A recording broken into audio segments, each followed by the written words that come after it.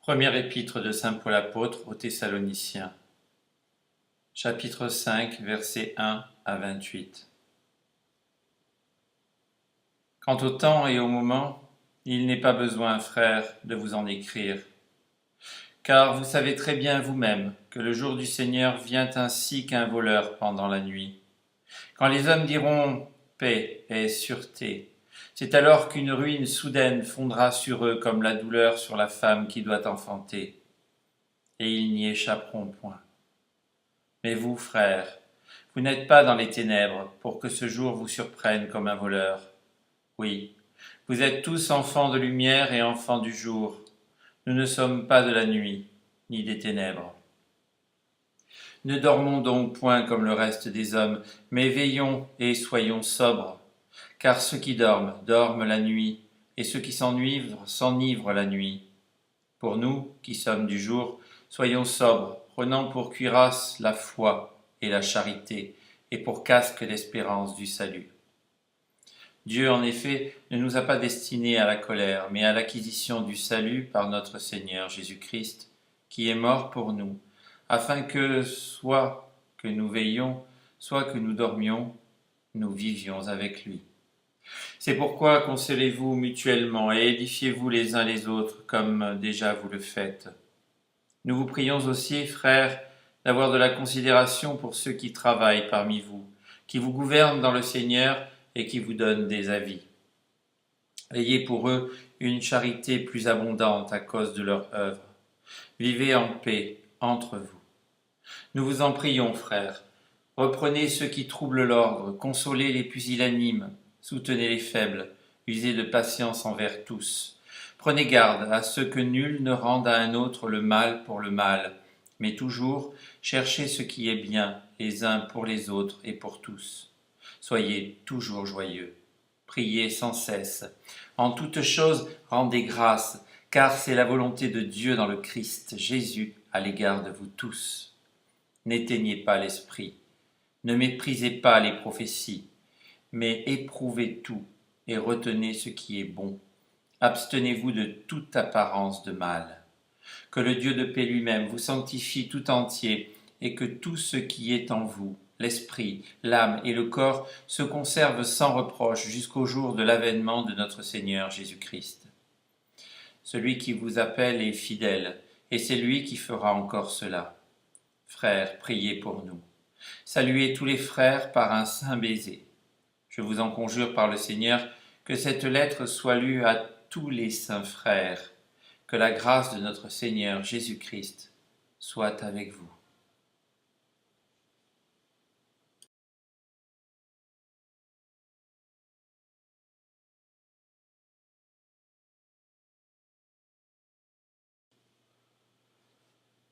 Message de Marie, Mère des hommes, par la main de son messager Roger Emmanuel, le 19 janvier 1993. Relisez la première épître aux Thessaloniciens, chapitre 5, versets 1 à 28. À mes enfants, sachez que dans chaque état de ce monde, les élus sont représentatifs de l'avènement de Jésus-Christ. Qu'il est agréable au Tout-Puissant d'accorder sa miséricorde et son pardon à ses serviteurs qui prêchent la bonne parole et agissent au mieux de leur foi. Que d'âmes explorent les saints sacrements de l'Église pour en extraire la foi vivante et le pardon éternel pour les naufragés de ce monde. Il en est ainsi que dans l'avancée du temps, le Seigneur Tout-Puissant va unir progressivement ces élus de ce monde qui, dans l'ignorance les uns des autres, arpentent le même chemin, celui de la justice du royaume de Dieu. Que toutes ces enclaves de prière et d'amour se rassemblent pour être le calice du corps du Christ, du sang du Christ. Que ce calice soit versé sur ce monde et l'indifférence, afin que chacun puisse préméditer de son avenir et se réserver le droit d'obtenir le divin pardon. Que l'enseignement attribué à chaque élu soit le réceptacle de la coupe d'amertume offerte par le monde à sa divine puissance. Que les affinités des élus dans la foi engendrent l'exploration de l'enseignement au peuple de la future alliance sans une quelconque entrave à l'esprit de chaque être. La paix et l'amour sont la puissance et la réalisation par l'homme de la miséricorde divine. Dieu le Père ne désire que le rachat de tous, pour ne former qu'une immense lumière, aliénant toute l'ivresse du malin. Il est demandé aux élus de ce monde, comme ils en sont chargés, de s'unir dans la prière pour soulager les maux de cette terre et faire surgir l'étincelle de l'amour dans chaque cœur humain, tabernacle de la foi romaine et universelle.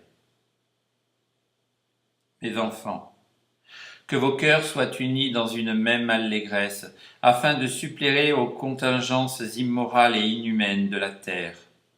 L'amour et la prière de tous les saints se joignent à l'innocence de vos âmes dans le labyrinthe de la violence humaine. Que l'Esprit Saint soulage votre esprit et vous enseigne la joie d'enseigner autrui, dans et par la puissance divine. À bientôt. Marie, Mère des Hommes. Par la main de son messager, Roger Emmanuel. Le 19 janvier 1993.